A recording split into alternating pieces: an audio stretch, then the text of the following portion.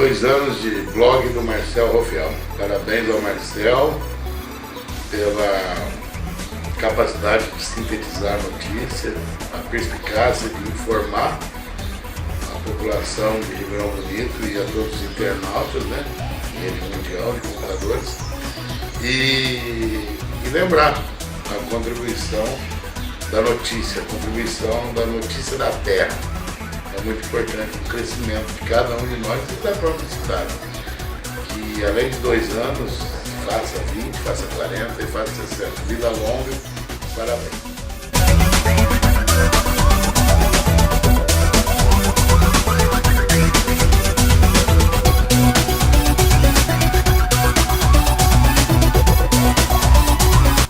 Estragos também na Câmara de Ribeirão Bonito. Por causa da chuva de ontem à noite, a sessão foi cancelada.